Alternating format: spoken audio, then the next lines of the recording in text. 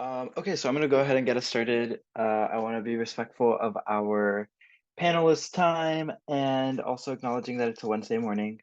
So we're just going to dive right in. Thank you, everyone, for joining and hanging out with us this morning. And welcome to our webinar, which is Youth-Led Efforts to Improve Mental Health. My name is Ivan Garcia. I am going to be moderating this discussion this morning. I am a student over at UC Davis in California, and I'm an organizer, an activist, and someone who, really got a lot out of being supported by adults and adult allies when I was organizing, especially throughout high school. And so I'm so excited to connect with other young people who are dedicated to uplifting other young people through their efforts. And so we're just going to go ahead and dive right in. Before we get started and before we have these conversations, I do want to go over a little bit of housekeeping. So if you have any questions or comments throughout our time together, please feel free to just throw them in the chat and we'll get to them. And then I'm just going to go through this slideshow here. So we have four speakers in total, one of whom is not on here. So we have Axel Perez, who is the co-founder and president of Simply Wholehearted. We have Sophia Mendoza, who is a former peer counselor, part of the Hope Squad, and is over at Hilliard Davidson High School. I probably mispronounced that. We have myself, who is moderating, and then we also have Kaylee, who is joining us from YouthLine. So we're going to go through the panelists in that order and just ask them some questions. Additionally, there's also this briefing paper that we wanted to highlight for folks that is a really valuable resource. As we think about youth in the mental health scene. So this was written by Sam and Samantha. And so in this paper, they really do examine the reasons that we should involve young people directly in our efforts to involve young people in mental health work. They explore current youth-led efforts dedicated to improving youth mental health, and they interview two youth leaders working to improve the mental health of their peers and really offer resources if readers want to learn more. So we're going to throw that in the chat, but this recording is also, and the presentation is going to be sent out following this event. And so that'll be for your resource as well. And then I just wanted to highlight the upcoming webinar that is going to be put on March 24th from 10 to 12 as well, which is Nurturing Creativity and Social Emotional Learning Through Play. And so I'm sure this will also be thrown in the chat, but I highly encourage you all to register for that as well. So with that out of the way, we are going to dive into the meat of it and get to talk to some amazing people. And I just want to provide and set the stage a little bit for, why we're having this conversation. So the purpose of this, dialogue today is really to educate participants on the importance of youth-led efforts to improve youth mental health. When I was organizing, one thing that really resonates with me is that as young people, we know what works best for young people. And so I know that you are all, doing this work. And so we really want to hear from you and hear what works best. Youth are usually, recipients of strong support systems, and we have a lot of mental health support systems that are aimed at us. But rarely are we seen as sort of the solution, right? The ones who are coming up with those solutions for us. And so in this webinar, we're just looking to feature young leaders who are involved in these efforts to improve mental health and offer, your program models as a good learning resource for other, folks who are interested in engaging in this work. And so, I'm going to encourage you all to share your strategies and your frameworks for how you are organizing to improve youth mental health within your work. So I am going to, let's kick it off. And I actually don't know what the speaker view looks like, but I think once you come off mute, Axel, you'll be shown. So we're going to start off with Axel Perez here, and I'm going to read your bio, and then we'll dive into the questions. So Axel Perez is the co-founder and president of Simply Wholehearted, which is an expanded learning program uh, an expanded learning program lead for Educare Foundation. And he's also an educator from Linwood, California, who is dedicated to helping students receive equal opportunities and leadership. Axel, who is a former participant of Educare programs, now advocates for the important impact after school programs makes on youth. Axel is an aspiring organizer, activist, and creative leader committed to making sure leadership has no borders. And I really love the end there. Axel, do you want to introduce yourself, say anything that I didn't mention? Yeah, thank you so much for that, Ivan. Well, my name is Axel Perez. I'm the president and executive director for Simply Wholehearted, and we're a nonprofit organization that provides leadership opportunities to historically excluded communities. So we're very excited to be here. Wonderful. And we're excited to have you. We're going to dive into a dialogue. I first would just love for you to kind of describe your foundation and your organization. So Simply Wholehearted. Why did why did you found it? What was its inception? And how old were you? And at, what point did you start it? Yeah, so I actually founded the organization around the age of 15 years old. I was a student leader in high school for several years and different adventures with different clubs. And once I graduated high school, I realized that there was no other club for me to be a part of. I was in college and I had this free time that I would normally allocate to the student government or other clubs of that sort. And I really wanted a passion project. And at the same time, I was creating curriculum for my high school leadership program because I really knew that they were underserved when it came to leadership development. And having been a hardcore leader, I had the opportunity of going to conferences, but a lot of my peers didn't have that same opportunity. So that's when I found that disparity and I tried to help with providing the knowledge that I took back from conferences. And a teacher actually sat me down and said, "You have something great. You already have a current passion project. You just have to really think of where you want to take it." And that's the way that Simply Wholehearted came about. Me and my co-executive director, Magali Barajas, we've been working together nonstop since that day in creating a lot of curriculum, support materials, and guidance for schools to use that don't have the opportunity or the funds to take kids to conferences or to expose them to the leadership that everyone should be exposed to. Yeah, that's really important. And you were 15, so I imagine that, things have shifted within your own work. And I will ask some questions about that later. But can you describe, what kinds of activities you do? I heard you talk about curriculum and, providing resources even for folks who aren't able to attend a lot of these, conferences that are expensive at times, right? And unattainable for a lot of young people. So could you talk to, what activities you might engage in specifically? Yeah, so we really focus on creating heart set leaders. So that's one of the things that we pride ourselves in. We want to make sure that we are showing leaders how to lead from the heart. So we're creating heart centered leaders. And a huge part of that is making sure that we touch on several topics. One of the main things of leadership is obviously mental health, and we focus on providing resources to communities.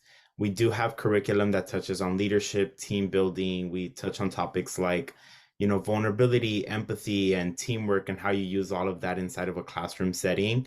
But we'd like to also offer services like the mental health workshops that we do. Just recently, we did a workshop for a school district in Southeast LA, and we spoke with all of their freshmen from both of their high schools, and we went with the importance of mental health. I come from a impacted community, so I myself was able to relate with the students, and we just had an open heart conversation on touching about the subjects that, in a lot of cultures, a lot of our cultures, it's not so common to have an open conversation about mental health.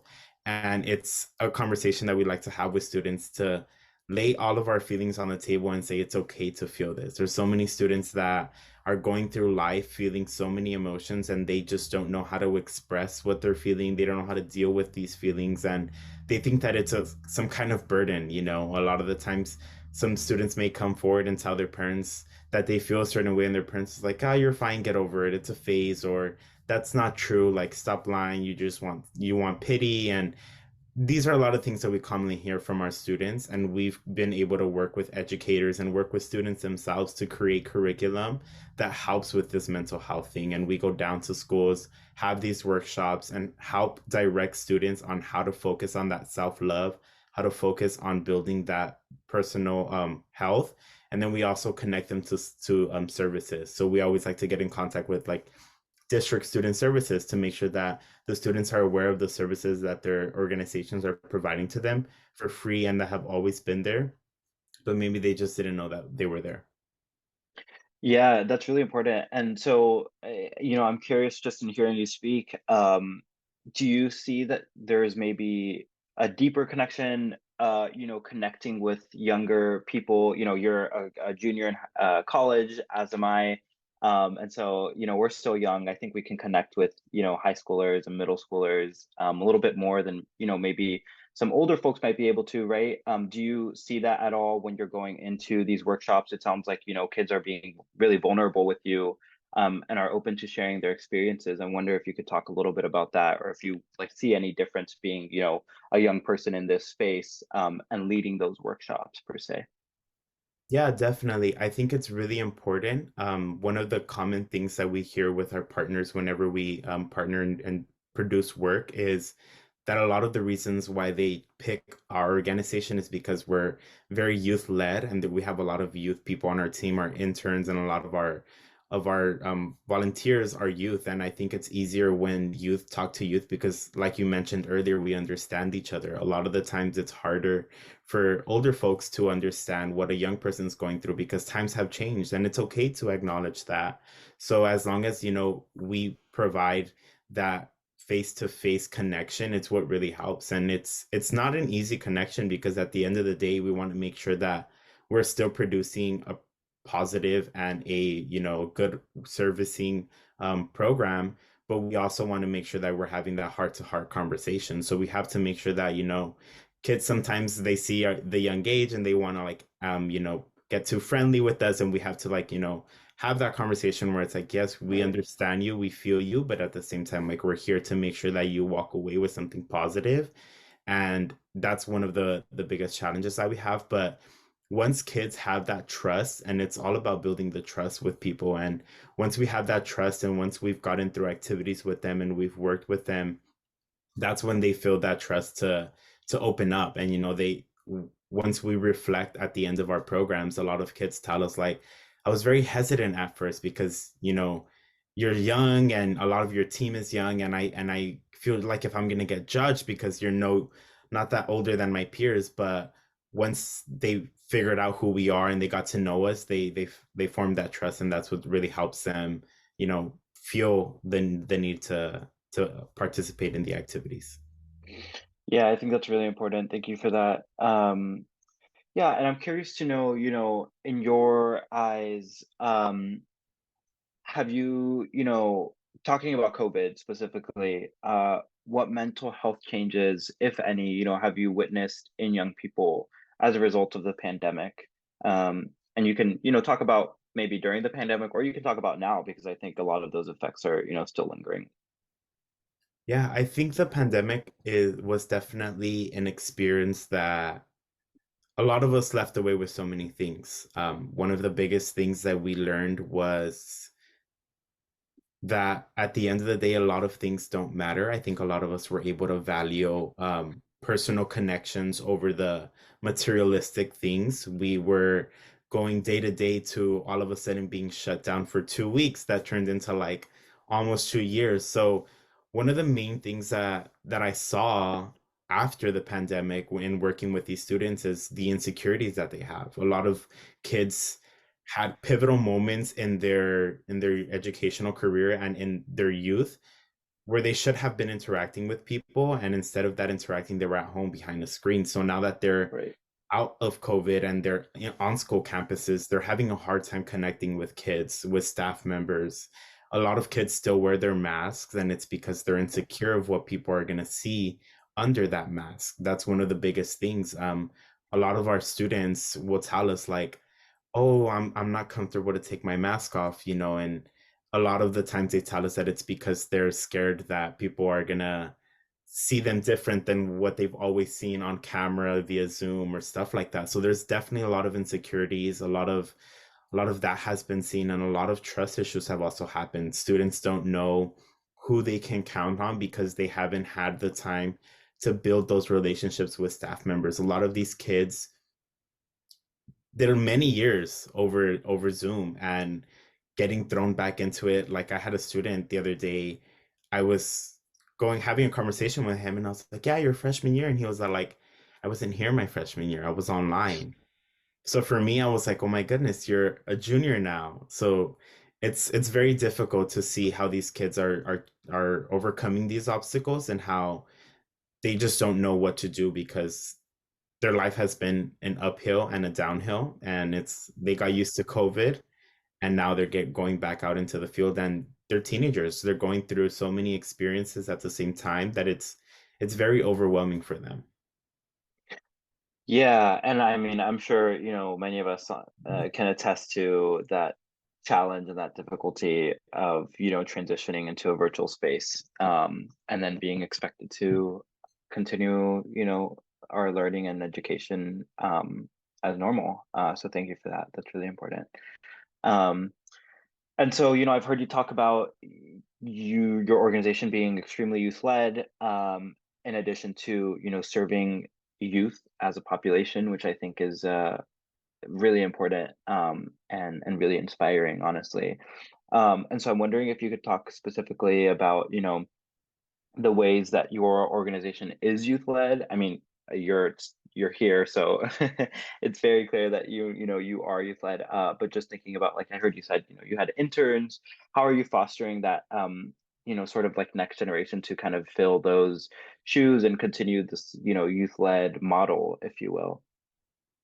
Yeah, I think one of the main things that I really focused on when starting this organization is I wanted it to be very youth led. One of the challenges right now is realizing that I'm not going to be young forever.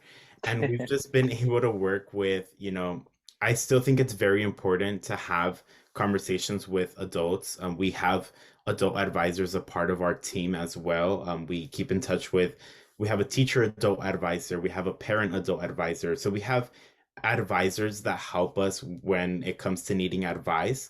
As we're producing our programs, as we're producing our organization, we check in with these advisors before we publicly release anything to get their feedback and their impact. Because at the end of the day, we want to make sure that we are being proper as an organization. And, there's some insight that we need from a adult perspective. And we have that, my co-founder, she is an adult herself. She's an educator, has been an educator for over 20 years. So it's honestly coming to the perfect balance and realizing we want to be youth led, but we also need to make sure that the work we're producing is accessible and is proper for the classroom. So that's where we meet, and where we have a shared ownership environment, which means that we know that we need people from different skill sets and from different opportunities in life in order to produce the work that we're doing. With the programs that we do, at the end of each program, we like to offer opportunities to students if they want to jump on board and become part of our internship team or part of our volunteers, because we feel that it's pivotal for students to have these opportunities to grow not only their skills but their network. We are proud to say that we've been able to connect students with actual internships in these fields, and we've actually have been able to have kids lead to getting a job. So we really think that it's a two-way street. The students are helping us and producing curriculum that's youth led, but then at the end of the day, we're making sure that they're getting the skills that they need as they move forward in life. We're making sure that they're college ready, and we're making sure that they're work ready. When we have meetings with, our partners, we recently had a campaign last year, our Be Kind campaign, with the city of Linwood, when me and my co-founder sat down with city council and the city manager. We brought our interns along to make sure that they got that experience and that they were able to walk into city hall, meet these officials. And it's really just about giving them that space to showcase their leadership. That's a trait that they'll never be able to go back from. It's just you keep building that. Yeah, that's really important. And I heard so many good things in your answers. So I'm gonna kind of go through them and just kind of highlight. You talk about that shared ownership, and what comes to mind is that like intergenerational organizing, right?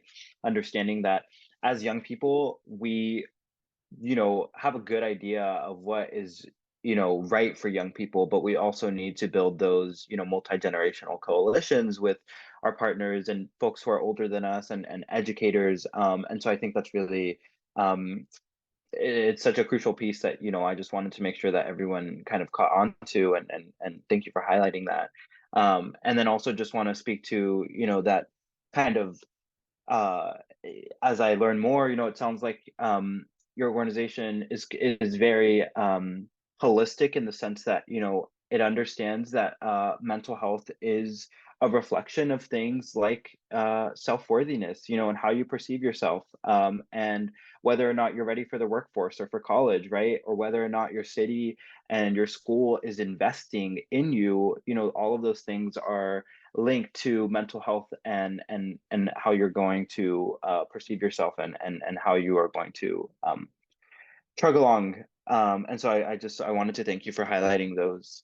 Um, so that was a great answer. How would you define kindness? And how is kindness related to leadership?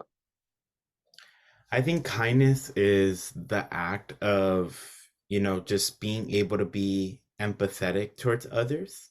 It's understanding that at the end of the day, there's more than just us and our life on this world and on this planet, and that we need to be empathetic towards others. We need to be kind towards others, especially coming out of a pandemic. I think once we came out of that pandemic, we were so kind to each other.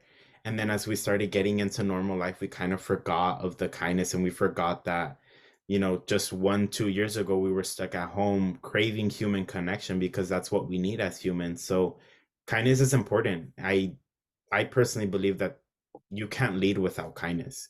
You have to be kind to your team. You have to be kind to everyone that you come across because it defines who you are as a leader.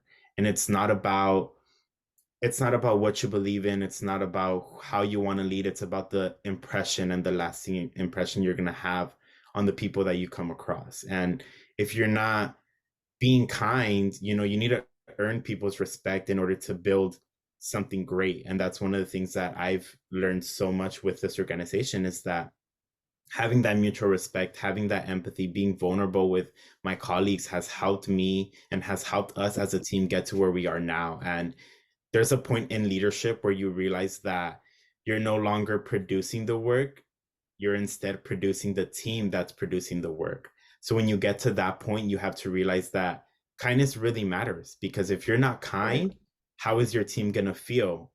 And if your team's not feeling well, what's the work they're going to produce? So it's a ladder effect, and it comes all from the top. And that's one of the things that I just believe in. It's kindness or no and nothing at all, so it's really important in leadership. If only we could take that model and implement it into every organization and company around the world. So, I'm very curious. You said you founded your organization when you were 15, and so I'm imagining that that was maybe a year before COVID started. Is that right? Not quite. I think it was 2 years before COVID started. Okay.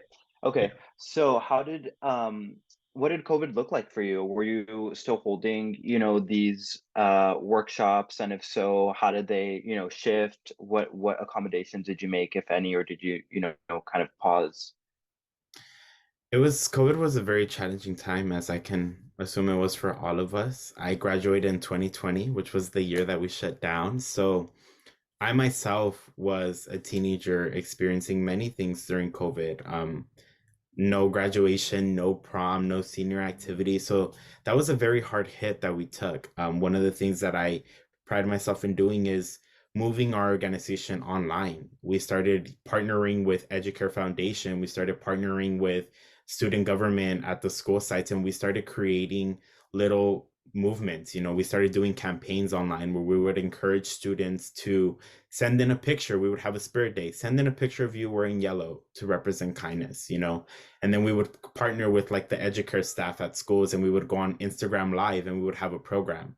So we would Nice. have cooking classes, or we would have yoga, we would have meditation, we would have self-love. So it was really just about curating the content and bringing it to the online norm, because once we realized that we weren't going to be online for 2 weeks, it was like in person for 2 weeks, and we were going to be online.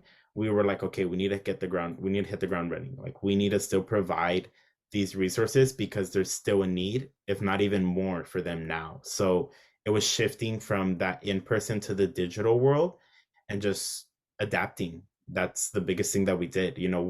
What resources do these kids need, and how can we help? Showing up to our city and our fellow nonprofit partners events. They were passing out food, they were passing out materials that families needed, and it was just really a time where we focused on supporting. And we put a lot of things behind, and we put a lot of things on the side, and we were like, we need to focus on support. People need our support, let's give it to them. And that's honestly what we did during the pandemic. Right. Yeah, thank you. Yeah, I remember, during the pandemic seeing so much on social media, and it's wonderful to hear that, you were able to adapt to that scene of COVID, and really produce content, because as we know, so many of our peers are on social media and are consuming this media, especially, when the lockdown began. And so to hear, you doing things like hosting cooking classes and simple things like that, I think was where I really connected with folks as well, right? Just feeling like you were still connected to people even when you were very far from them. And so in thinking about, your leadership, it is an understatement to say that you have, accomplished a lot, and that you are a very dynamic leader.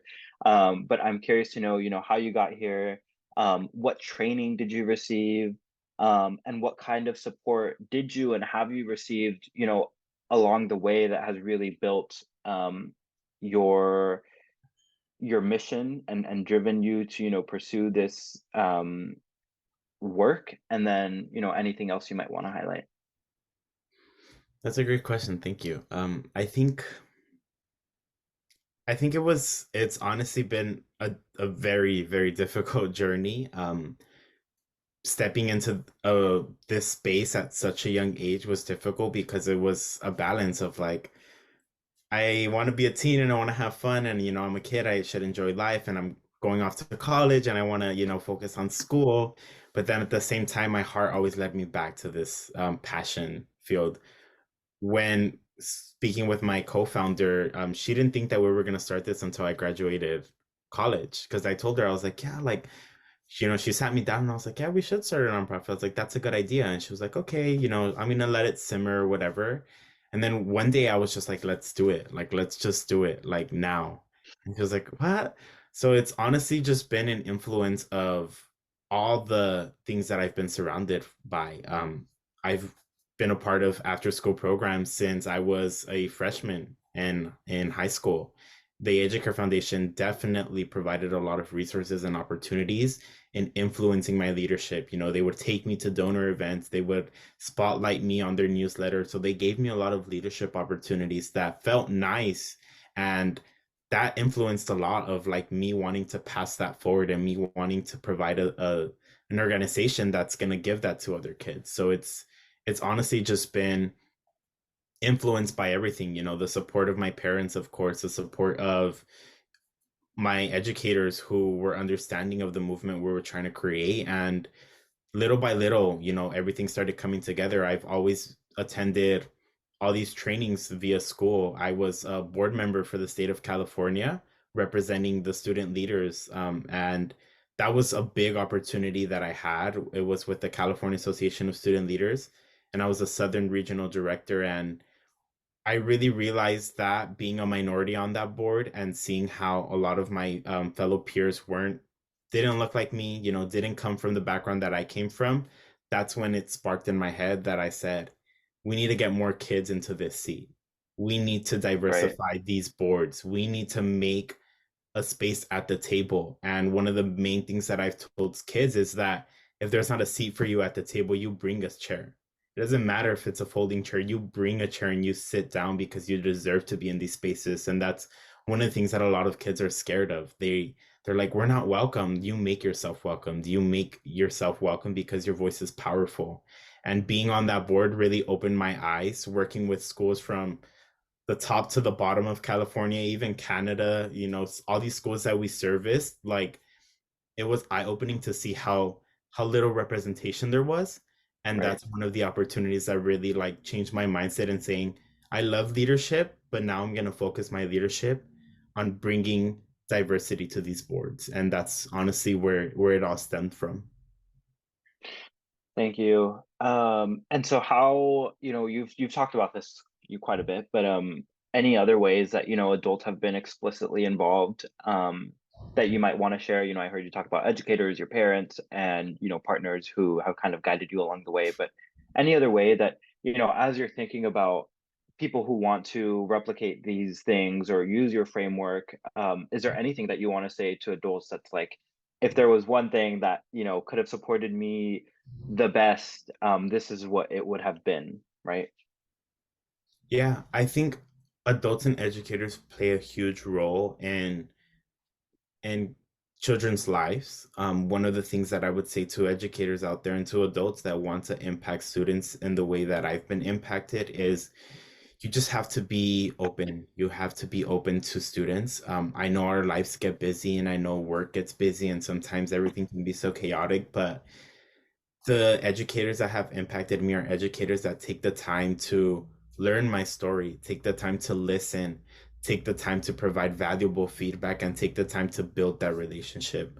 When you build these relationships, students have that trust in you. And if I'm being honest, a lot of the times, children don't show up to school, you know, to learn, although they do show up to school to learn, but a lot of the times, children end up showing up to school because of the educator that's there. Right. Children show up to after school programs because of the educators that are there. There's so many different schools that kids can go to, and a kid can say, you know what, I want to move schools. I'm going to move schools tomorrow. But a lot of the times they think about that because of the Yeah. people that are there. So you have to think that at the end of the day, yeah, kids come to school to learn, but one of the also big reasons why they come to school is to see you because of that connection that you're building. So if you're not building those connections, then it's going to be more difficult for you to assist leaders and guiding them in these directions. So I would just say focus on being empathetic, having vulnerable conversations with people. I'm a huge advocate for vulnerability and empathy.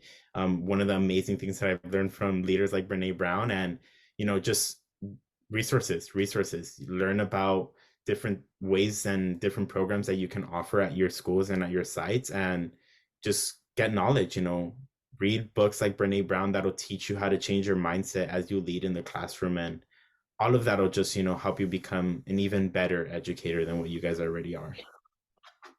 Thank you. Okay, so we're getting to the end of our time together. So I just want to ask you a few more questions. We'll keep these short and then we'll move on to Sophia. So I just want to, think about how we apply this to after school programs specifically. So what can after school programs do to, promote this kindness that, you really champion and you really, um, embody in your work? And then in the same kind of regard, what can after school programs do to kind of curb that, bullying and that meanness that occurs within young children? I think after school programs are vital. One of the things that programs can do is, build a leadership club, build a leadership team, form a leadership collaborative, and handpick the leaders that you see. Like everyone knows and can identify leaders on their campuses, bring those together because when you're bringing individual greatness together, you're going to create something that's nonstop. They're going to be nonstop and they're going to be unstoppable. So I think it's important to identify those key people and have them be the team that's going to help you with creating a kind campaign. Are we going to pass out kindness stickers? Are we going to make be kind posters? Are Right. we going to have a random act of kindness where we're just randomly giving something to someone, a clothespin that has a kind message on it, and you just pin it secretly onto people's backpacks? There's so many random acts of kindness that you can do that'll boost your school culture and climate, and that's important. Another thing that I really advocate, and with all the work that I've done in the after school program field, is making sure that your programs are meaningful. We can put so Mhm. many programs together, but at the end of the day, if they're not meaningful, if the kids aren't walking away with something meaningful, with a life trait, it's not really worth it, because those are the programs that are going to impact the students. If a student's able to walk away with leadership, walk away with something that they can use far beyond the K through 12 system, that's impactful. So reimagine your programs, rethink them, and reevaluate them and see, okay, what are we offering? What are kids walking away with? And how can we make that better? And that's the key of producing great programs. Once you have this, your students are going to feel more empowered, and it's going to be a ripple effect. When you have situations happen, just move forward with your leadership crew and address them, and that's how you lower the meanness on campus. That's how you lower the bullying, just by addressing it. A lot of the times we tend to just say, if we ignore it, it'll go away, like oh, it happens to everyone. Bullying is normal in high school, but if you bounce back with a bullying campaign, if you bounce back with a words matter Right. campaign, self-love campaign, you're spreading that message, you're acknowledging it, and you're letting people know that that's not cool. We don't do that here, because we lead from the heart. Whew. Yes, yes, yes. All right, so I have two more questions for you, and they're short questions. So the first one is I would love for you to give a shameless plug of how we can, stay connected with Simply Wholehearted. If there are any, resources that you want to direct folks to, anything that you want to plug here, how we can get in contact with you. Yeah. You can visit our website, www.simplywholehearted.org, to see more of our programs and more about our organizations. Or you can follow us on Instagram and other social media platforms at simply_wholehearted. You can get in contact with contact@simplywholehearted.org and just reach out to us. We're happy to collaborate. We're happy to offer services, and we're also just happy to be a resource if you need help. If you're an educator that needs help, we can add you to our educator mailing list, where we periodically send out free goodies like curriculum, worksheets, blogs, different things like that. So get in contact with us. We're more than happy to collaborate and to keep sharing the great work that we do. Heck yeah. And the last question is I just want to know, since we're talking about mental health and because you do so much work around young people and mental health, how do you protect your mental health? What are the things that you do? What activities do you engage in? Um, and, this is just a personal question. I definitely have to do that several times. Obviously, when you're building an organization like this, it can get very overwhelming, and there's a lot of decisions that come, from my end and my co-founder's end. So Right. I just have to learn how to step back. There's so many times where I'm just like, okay, I'm just stepping back. Taking a mental health day is very important. And that's one of the things that we do in our organization, is that when we need that, we understand, and we don't say, but you have this, but you have this. We say, I Right. need to step back, and we respect that. So that's one of the things that I do. I step back, I focus on me. If there's an event that I can't go to, that's fine. And I know that that's fine, because my team's not going to judge me. My team's not going to act in a different way because I didn't show up to an event. So really acknowledging that I need the mental health space, and saying, okay, I'm going to step back. And I'm a community fueled person. So whenever I feel drained, whenever I feel like I need my cup to be filled, I go out and I interact with my community. That's honestly what boosts my mental health personally. I go to community events, I go to, the different centers that we have on in our community, and I just network. I like to have heart conversations with the community, and that's what I use to boost my mental health. Just leave the work aside, leave the organization aside, and instead of networking for the organization, or instead of like, interviewing for statistics, like instead of doing all of that, I'm just like, hey, let's have a conversation. Like what makes you passionate, and like, you know, that's honestly how I boost my mental health, just going back to the community and feeling like a community member. Yeah. Well, thank you so much. And it also sounds like, I think one of the things I struggled with was learning how to say no to things as well. And I think that's a huge, just respecting those boundaries is important.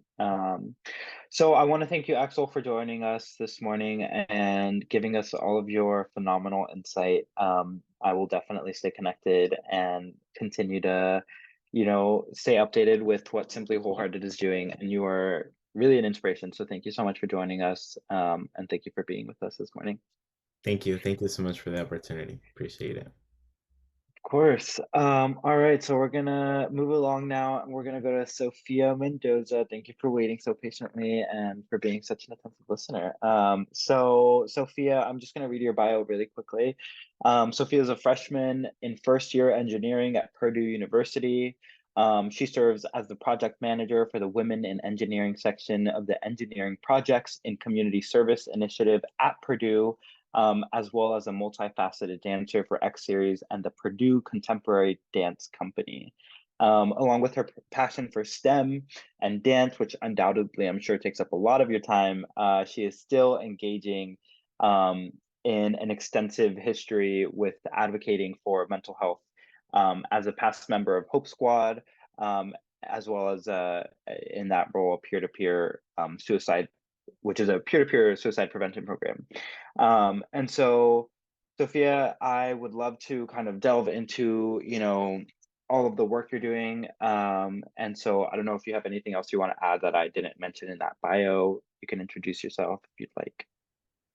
Yeah, so a lot of my work with Hope Squad was through my high school. So once I graduated, I kind of lost that, but I'm slowly trying to get back into that work again. Um, and honestly, Purdue does not have like the same resources that my high school had offered me. So that's something I'm trying to change within the next few semesters. I had to just get my feet there before I started doing some work.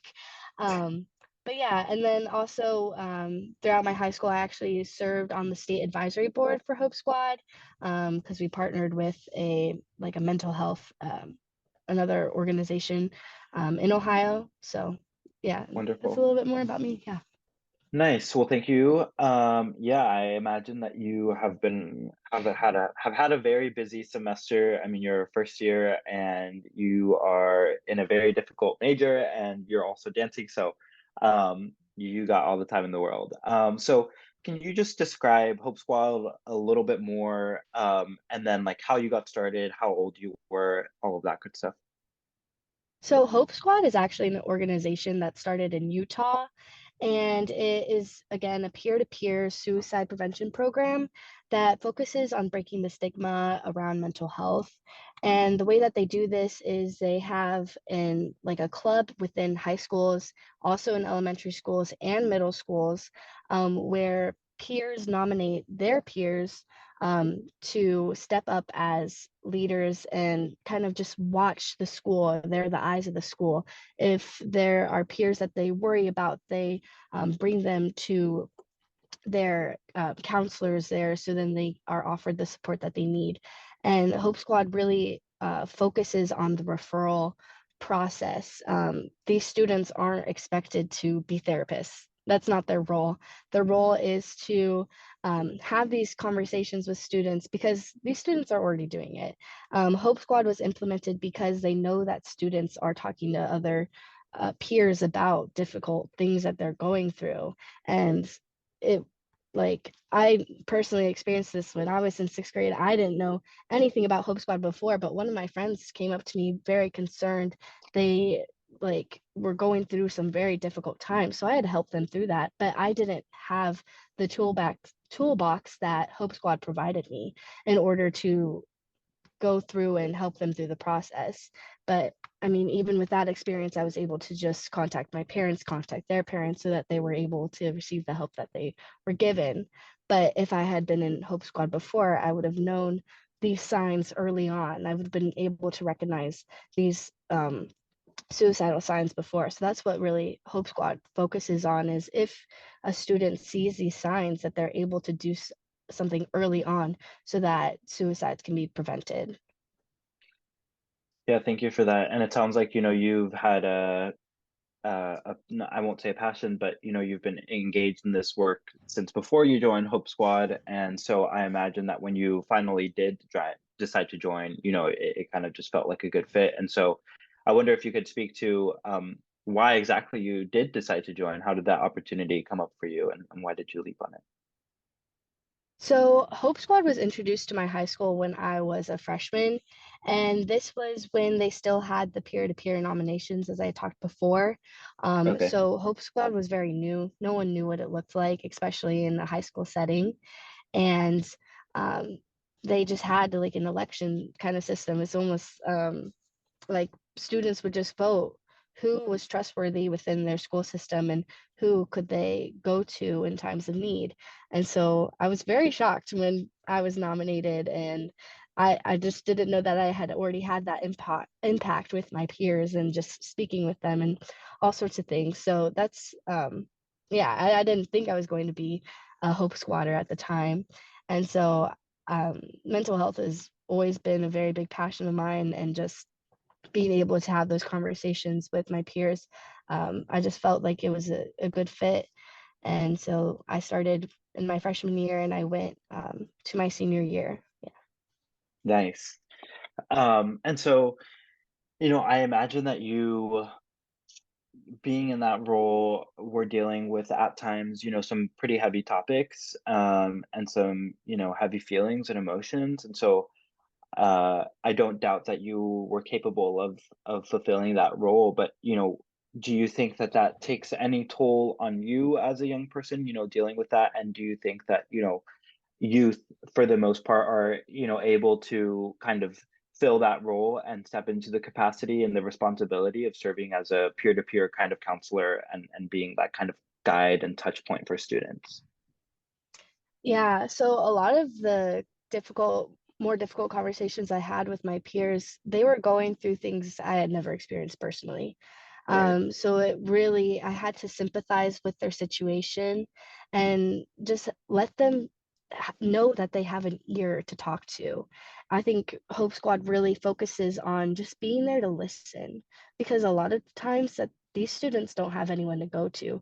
And if they do, then they try to resolve whatever solution or problem they're trying to fix. And so a lot of people always result to finding a solution. How do we get through this? How do we, resolve it? But instead of listening and actively hearing what this student has to say before they try to go to any solution.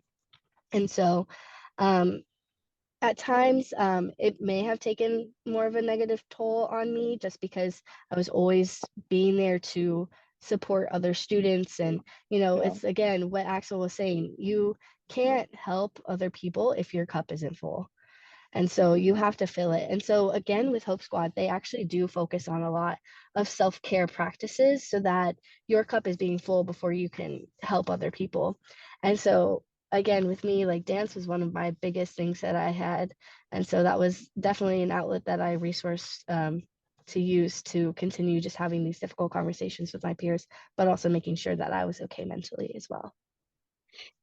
Yeah, and thank you for, sharing that difficulty, which I, assumed was sort of present. And so along with that, what training did you receive as this peer-to-peer, resource, and um, what kind of support or trainings did you receive on an ongoing basis per se? Mhm. So as a Hope Squad member, we all received QPR training, which is question, persuade, and refer. And it's kind of like CPR, but for mental health. And um, questioning, it's like your how you communicate with the person that you are conversing with, just bringing up the right kinds of questions and not just like making them feel like, oh, like you're someone who has like issues with mental health, like just making them feel worse about themselves. And so that questioning part allows them to have a space where they can be supported, and making sure that they feel like it's okay to not be okay. So Right. just providing that space for them. Um, Persuading them is more of about um, finding ways for them to reach out to contacts. I know at my high school we had a hotline. If the crisis was very like immediate and they needed immediate attention, they could reach out to that. But we also had an on-site therapist, which was new.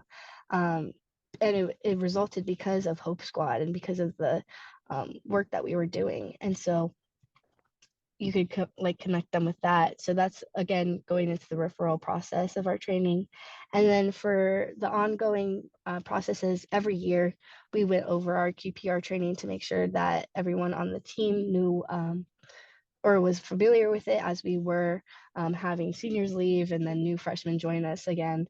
And Right. so one cool thing about Hope Squad is that if you're a Hope Squatter in the middle school, you automatically get moved into the high school Hope Squad.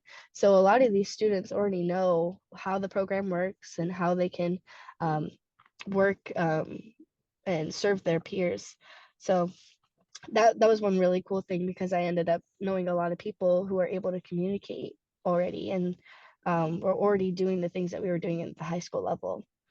And then again, with partnering with our um, mental health organization that was just in Ohio, it's actually called Grant Us Hope for us. That was the partnership that my Hope Squad had partnered with.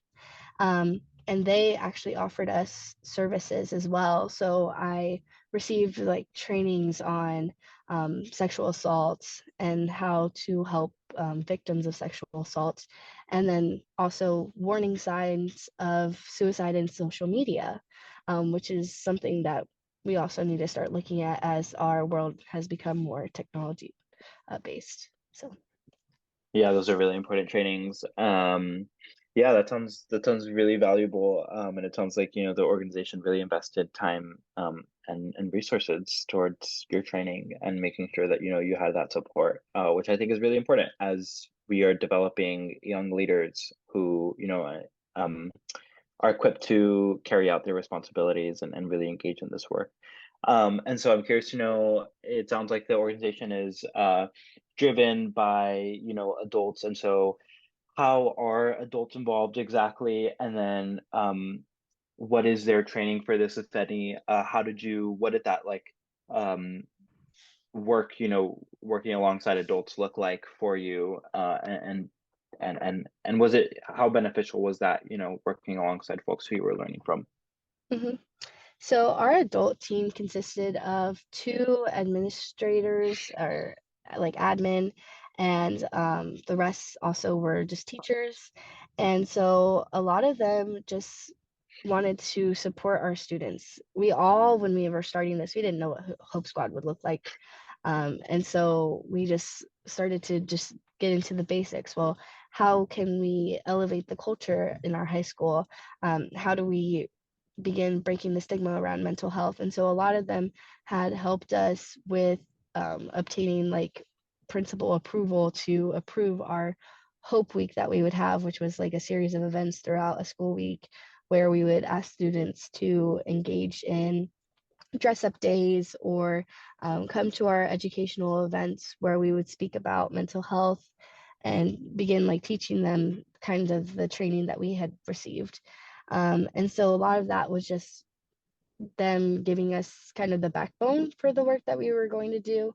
And then slowly, as our high school program had developed, we, as students, began more of a leadership role within the program and began just kind of taking it over, if that makes Nice. sense. Yeah, it's nice to know that that transition kind of, I think, is very helpful. And it sounds like, once you kind of how that foundational skills built into you, you were kind of able to run with it, which I think is great. And so what have you, we've spoken a little bit about the difficulties of stepping into this role and how you deal with these really complex and heavy emotions at times. And so I imagine that that carries its own weight. But what are the benefits for you? I imagine that if you were doing this from freshman to senior year, you certainly got something out of it, whether it was emotional or um, a way to grow your own leadership skill set. But what did you see as the benefits of being in this role? I think I just gained like a new awareness when interacting with people. And I honestly just realized the kind of impact that I can have on my peers. And it can be really small, just from like complimenting people, or, saying, hey, like, I hope you have a lovely day. And stuff like that really has an impact. And yeah, I just continue to just spread positivity and just, yeah, I don't know. I like just it has increased my emotional intelligence when conversing with people. And if I know that this bubbly person is always bubbly, but today they're not so Right. happy, like if I can step up to them and lean on their shoulder. And again, going back to the social media thing, it has helped me to kind of recognize when people kind of pull back from society and then maybe they're not having a good day. So I'd always like DM them and say, hey, thinking of you, like I hope whatever you're going through, you'll be okay.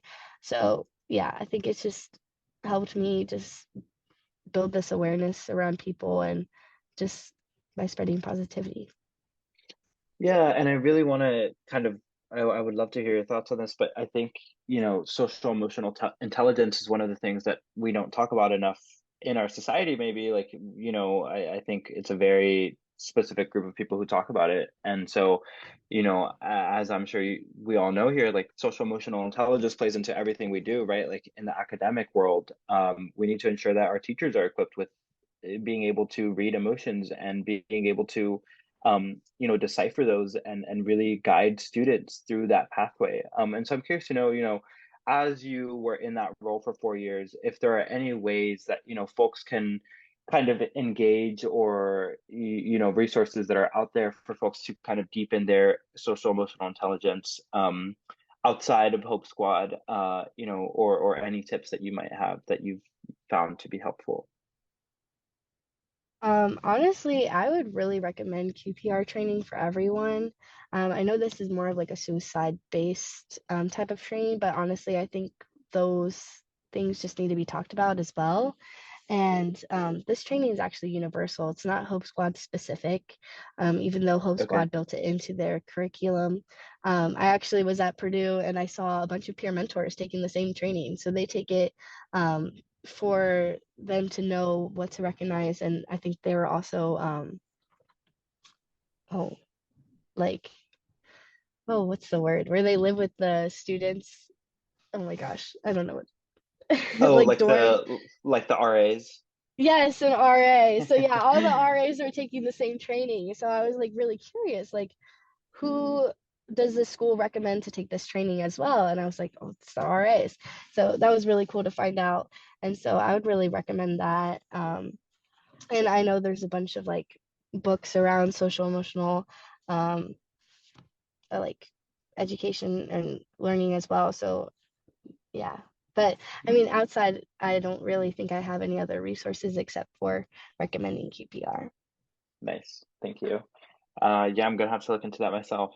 And so kind of wrapping up here, how can we stay in contact with you?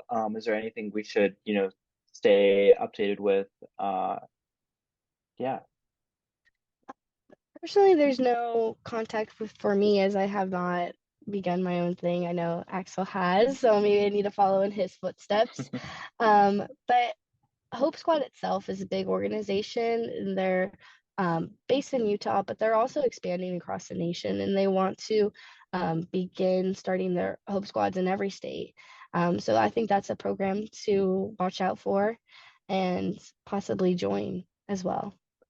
Nice. And, as I was kind of hearing you speak, I was just curious, I asked Axel some questions regarding COVID, but I imagine you're a freshman in college now, so I imagine that you were in COVID during some years and you were, what did that look like for Hope Squad and for the work you were doing? And did you transition effectively?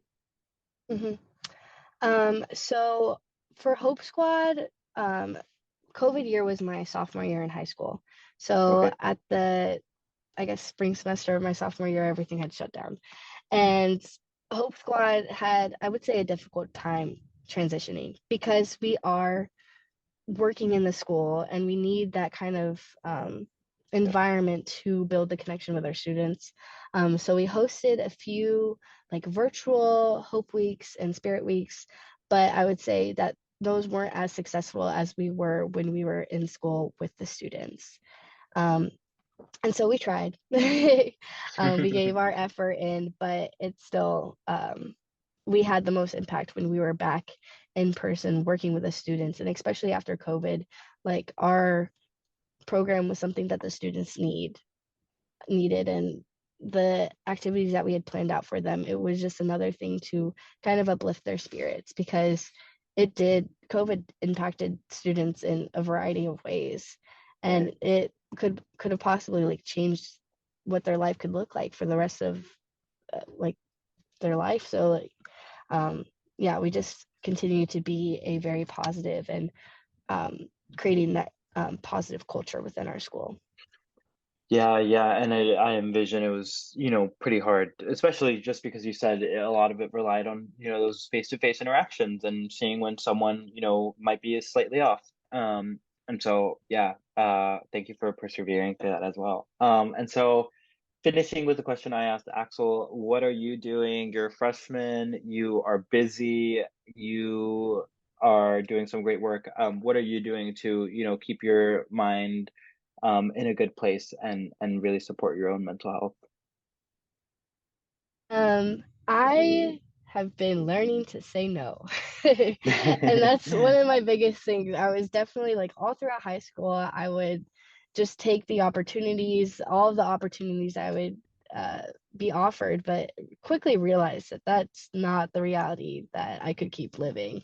And so I've just begun to say no. And it has felt awkward, it has felt uncomfortable, but honestly, I think it has benefited my mental health, just knowing that I won't have a lot on my plate, especially with engineering, which can be at times very difficult. So yeah, and then again, I've dance has been one of my main outlets. It used to be music, and now it's dance. And so I've just been very heavily involved with the clubs on my school, finding the people that really have a passion for dance as well, and just connecting with them further. Nice. Yeah, the arts is definitely a way to get involved. And thank you so much for joining us this morning as well and sharing a little bit about, all the work that you've done, and ways to, encourage folks to get involved in programs like Hope Squad, and the benefits that they have. So thank you so much, Sophia. Really appreciate your time and you using your voice to advocate for good. Thank you for having me. Of course. So now we are going to move on to our final panelist, who's going to be Kaylee. And so I actually don't have a bio for Kaylee, so I'm going to allow you to introduce yourself. Kaylee is with YouthLine. And so if you'd like to come off mute and kind of just give a snippet about yourself, that'd be great. Yeah, I'd love to. Thank you. Yeah, so I was sort of a last minute addition, so I'll just read my own little bio. But my name's Kaylee Menifee. I use she, they pronouns, and the primary role that I'm here today for is that I'm a volunteer coordinator for YouthLine as an organization within Lines for Life in Oregon. And I'm sure I'll talk more about YouthLine as we continue. But within mental health and youth mental health specifically, I also hold a lot of different hats. So I'm also a volunteer crisis counselor for Crisis Text Line. I served as the president of Active Minds for my chapter in college and was also on the National Active Minds Student Advisory Committee.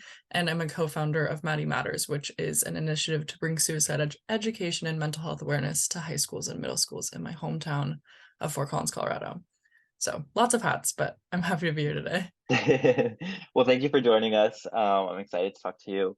So I'm curious in just starting off the bat with just having you describe, YouthLine, what it is and what services and support it provides for young people.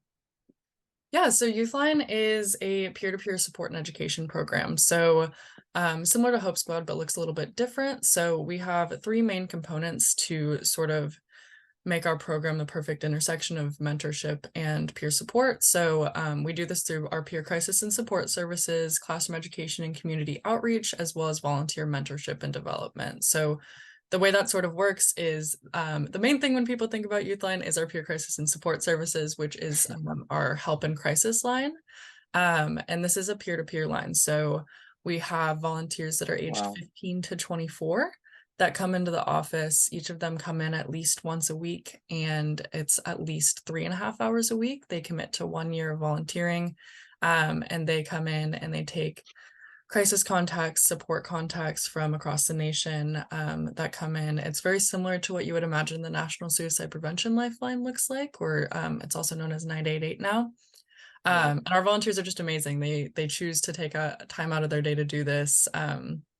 And just to support other people, another aspect of it is we do outreach for classrooms. This is primarily in Oregon. We go into classrooms with our youth and just talk about the ways to seek help, the ways to understand mental health, talk about the ways that we've learned to see the signs of any suicidal ideation. Yeah, and our whole thing is just really looking at the ways that like peers and young people understand young people's mental health more than anyone else can. So we wanted to have one of our volunteers here today, but unfortunately they were all busy, so I'm here in their place. So there was so many good things that came out of that answer. And so one of the ones that I was really drawn to was the first of all, the three, tiered prong approach that YouthLine takes sounds phenomenal. But second, you said, ages 15 to 24 are staffing these, crisis hotlines. And so I hear 15 and I'm like, wow, that's young, like that's impressive. So what kind of training do these volunteers undergo? I imagine they're also dealing with some heavy topics if they're, staffing a crisis hotline. And so what does support look like there? And kind of I would love to just like hear more of that dynamic and hear about, if you've gotten any feedback from folks who are 15, 16, 17, and what they're gaining. Yeah, I would say primarily we do have like high school aged volunteers, so it's really cool to see Yeah. young people really wanting to help. As far as the training goes, we do have it's like 63 hours of training before our volunteers can get on the lines. That looks like one full week of just like constant training about any topic that might come up. So we have a training on how to support LGBTQ plus, how to support people in minority populations. We have training on addiction, suicide, self-harm, all of the topics that might come up, but we also get a lot of topics that are just like family struggles or relationship issues, stuff like that. Within this training, our volunteers also get certified in Safe Talk and Youth Mental Health First Aid, which are two nationally recognized certificates. We also have an opportunity to do QPR, which is cool. Nice. Yeah, so that's what the training model looks like. And then moving to support, so our volunteers are never on the lines like alone. We do text, call, and chat, and our volunteers are in the office from 4 to 10 p.m. daily.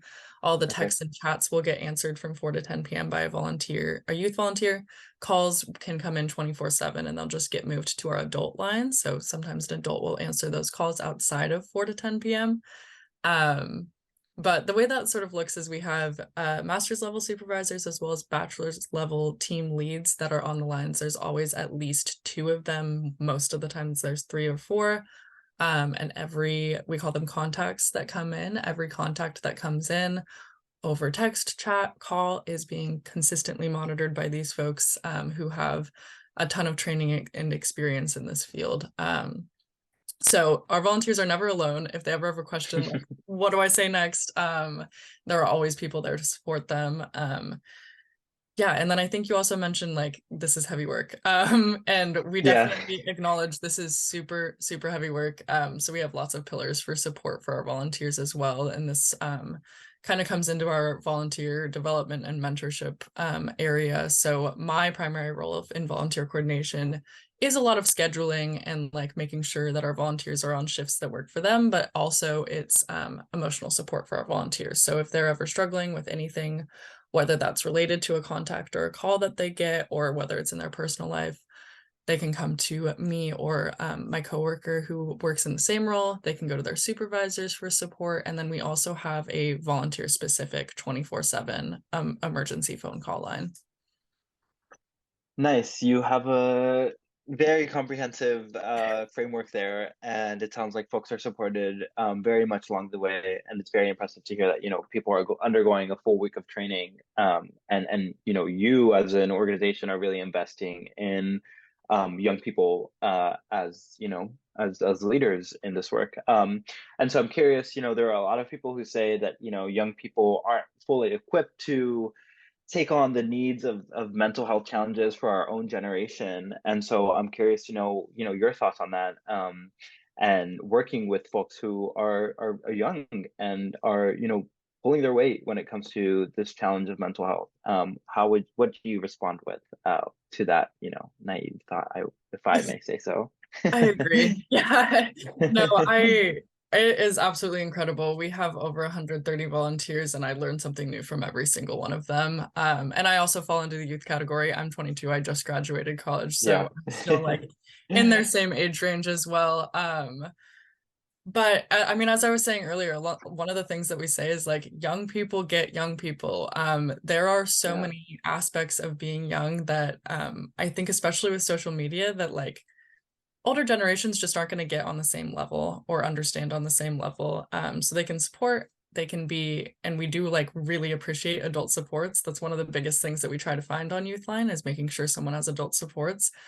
But the reason they reach out to YouthLine or really like it as a resource is because they're talking to another peer. And a lot of the times when we get contacts coming in, I've had a lot of people say like, I can't tell my parents, they just won't understand. And so I think that's one of the biggest things is like, I don't know, our young people just get it and just want to talk Yeah. to someone that understands, especially with like friend drama or relationship issues or something like that. It's just hard to talk to adults in your life when you feel like there's a lack of empathy and a lack of understanding. I also think that within our generation, we have something really cool going on about being more vulnerable and talking about youth mental health. Obviously, we have a lot of work to do, but it's been a little bit harder, like to talk to adults and to teach adults how to have those conversations as well, because it's just a different generation kind of thing. So there's more vulnerability coming from our peers than there is from adults, which makes it easier to open up. Yeah, yeah, I actually find that generational split to be kind of fascinating. I'm sure many of us can attest to that, but I think there is a very, very real split between folks who, are able to kind of, and like Axel was saying, kind of talk about that vulnerability, and folks who kind of see it as a stigma, if you will, right? I think some older generations, people might carry that, and so I've really been fascinated by Gen X's ability or Gen Z's ability to really like hone into that, which I find really fascinating. So if other people wanted to join a program like YouthLine, if people are looking for resources, like what should they do? What resources would you guide them to, if any, and any kind of best practices that you can think of? Yeah, I think one of the really special things about YouthLine is that there's not much there's not many opportunities for volunteering or work for teens, especially as young as 15, to be able to actually get hands-on experience. So YouthLine, unfortunately, is only available to folks that live within driving range of one of our satellites or one of our offices. So that's Portland, Central Oregon, and Warm Springs. And if there are any folks that know people there, then we would love to have them. There's also another teen line in the LA area. And other than that, like for people 18 and older, there's Crisis Text Line, and there's Hope Squad, and there's just so many opportunities. So I think just doing the research on the opportunities in your area, because I do think it is difficult to like get involved in things like this. But as I mentioned, like I was a part of Active Minds. That was super helpful for getting leadership experience and being able to have vulnerable conversations as well. It's a mental health club, and there's branches in high schools and colleges everywhere. So yeah, it's just looking at what are the options close to you, and trying to find like a best fit for you. Yeah, thank you so much for that. Sorry, we have some maintenance work going on, so You're it's a good. little bit busy. But thank you for that answer. Yeah, I'm really inspired by, your story as well as everyone else's here. And so I'm going to ask you the same question that I've asked everyone else is, you're a recent graduate. Congrats, by the way. What are you doing for your own mental health? You're engaging in this work every day, and it can be heavy. Yeah, what are you doing to keep your mind good? Yeah, I think that's something that I'm still working on as well. I'm working on saying no, and I think that for me, doing this work is almost self-care in itself. Yeah. So I find like taking crisis contacts to be self-care. It feels good to be able to feel like I'm making a difference. But outside of that, it's just like taking a second, breathing, like talking to my friends and family about like, I don't know, if you have like a hard crisis contact, talking about like processing it, obviously staying confidential. But yeah, just processing everything and focusing on self-care. So I crochet and I watch TV and all that fun stuff. Nice. Well, thank you so much for joining us. Unless there's anything else, you'd like to add, I want to thank you for your work, and that heavy lifting, as well as, being that support system for folks who are younger, especially, high school students who are really transitioning into this work themselves. And I'm sure we'll look up to you, as a leader as well. It's been interesting, personally, as I kind of transitioned from high school to college, and thinking about, how we kind of paved the way for folks who are younger than us. And it's a wild thought. Definitely. So yeah, thank you so much for being here. So I think we've kind of reached, the end of our panelist questions. And so I just want to give a huge shout out to each of you all, Axel, Sophia, and Kaylee, for being here this morning, and sharing more about, um, the ways that we can engage young people in, this mental health space. And so, unless there are any other questions, from folks in the chat, uh, any other questions, I think we're good to sort of wrap up here a little bit early. And so I want to thank everyone for being here, for attending the webinar. Following this webinar, you will receive an email with a link, to a recording of the presentation, as well as all of the other resources that we discussed. And you can visit the How Kids Learn YouTube channel to watch, previous webinars and share them with staff and, folks who you would think, could benefit from this. So stay tuned for more great webinars from Temescal Associates and How Kids Learn Foundation. Their next webinar, as we mentioned, is on the 24th of this month, and is going to be titled Nurturing Creativity and Social Emotional Learning Through Play, which is going to feature the amazing Dr. Carol Tang, who is the Executive Director of the Children's Creativity Museum. And so I see a question here in the chat, from Jay Levin, and it is, how can our youth advisory board relate to yours? And so I don't know that there's a way for him to come off of chat, but I'm going to, actually, I think there might be. Jay, if you want to ask your question, I don't know if it's pointed to someone specific. Can you hear me? Yes, we can. Okay, so I'm here because the head of our youth advisory board couldn't make it today. Everybody else is in school. So I lead a campaign called Equip Our Kids, and that's a national advocacy campaign for social emotional learning. And we look at many different ways. We've had a significant impact on parent awareness and buy-in. And just towards the end of last year, we started working with student groups and working with student groups. So we provide free services to existing groups, including mental health providers and things, parent trainers, if the students want to get their parents enlisted in parent training to have it respond better to the kids. We provide other life skills training and social emotional learning training, but mostly we want students to learn it themselves and be able to become leaders themselves in their schools. We're activating the kinds of programs you're doing, whether it's under your banner or our banner, it doesn't matter to us. Our goal is more of this, exactly the same kind of superb experiences each of you has had, and you've seen the results of in your lives. So I'm asking the question on behalf of our student board about how we can better collaborate together and how that might work, and what supports we might give each other. Thank you, Jay, for the question. Yeah, why don't does anyone want to answer that question? We can have multiple answers. You all can answer if you like, but anyone want to kind of kick it off? Mm-hmm.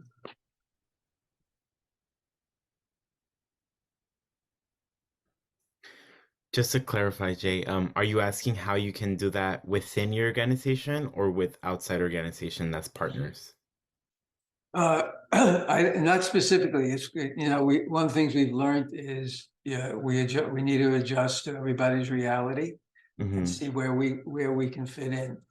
So where you could use help that we might provide, or where you can say, yeah, we'll help you. We think more to get these clubs. We can call them mental health club, more mental health clubs, or more your service into current mental health clubs. It's merely a matter of saying, here's what our needs are, what your needs are. Is there a fit for each organization? I think for YouthLine, it's a matter of promoting our service. So I'm gonna go ahead and put in the chat all of our information. But it is available nationwide. So just promoting it as a resource for people. And we also on our website have like flyers that you can order and stuff like that if you want to put those up around your school, and just promote it as a resource for anyone to reach out to if they're struggling. Yeah, well, okay. Well, we can put it on, we can do it on, we do have student resources on our website. I think you're listed, but as we expand our direct contacts with students, that as we grow our efforts here, that would be helpful. So yeah, you put your contact information in the chat. That would be great. Yeah, all of our information on how to reach out to YouthLine is in the chat, as well as our website. So all of the information should be there. I don't see it. It's not in the chat I'm looking at. No. Huh. It should be in the chat. It might have gone to just the, should have gone to everyone, but I think we can also make sure to do our due diligence and include all of their contact infos in the follow-up email that you should be receiving following the webinar. Okay. You have my email then, obviously. Yeah. Yeah. So I'll be able, are you each of you open to having a conversation? Probably won't be with me, probably with Yeah, definitely. people more your own age. Yes, definitely. Just get in contact. Okay. Yeah, and I'll just quickly say, for Hope Squads, if there's not a Hope Squad in your area, you can certainly partner with a school and admin to begin one if you're looking into that. Because one of the requirements to start a Hope Squad is to partner with a local mental health organization. So if you're into that, if you want to start a Hope Squad and support one within a school district, that's something that you could look into as well. But we're not a local. We work nationally. I'm based in Los Angeles. Oh, okay. And but we also work with educators around the country through the state alliances, and we've got about 20,000 educators in the various state alliances. Our organization is called Equip Our Kids, equipourkids.org. Also started the California Social Emotional Learning Alliance. We're now up to like 3,500 educators run by it as a separate 501c3. So we can get this information to them as well, and to the other alliances once we have a strong handle on what's happening in the youth movement and where they can support it. Yeah, thank you. And one of the things that I'm thinking of as well is offering QPR trainings to young people in the advisory board as well. I know that that's a universal thing, and that kind of doesn't have any geographical limits. Yeah, it caught my attention. Yeah. Yeah. So, if you're curious to talk more about that, Sophia will throw her contact info in that email as well. But thank you for that question, Jay. Okay, so I'll get the information, and each of you is open to an exploration, I gather. Okay, Yes. That's great. Good. Thank you. Cool. This was very, very good, very helpful, very informative. It'll actually help inform our social media messaging of why kids got to pay more attention to this part of their schools and find the right kind of clubs and support. Good. Thank you. See you later. Awesome. Thank you. All right, y'all. I think we've wrapped up. Unless anyone else has some closing thoughts that they'd like to share with the group. I want to thank you all so much for being here and for sharing your not only your your work experience, but also your lived experience and bringing that perspective. So thank you so much for being here with us today. And I think we'll wrap up then. Thank you so much. Thank you. Thank you. Thank you. Have a good one, everyone.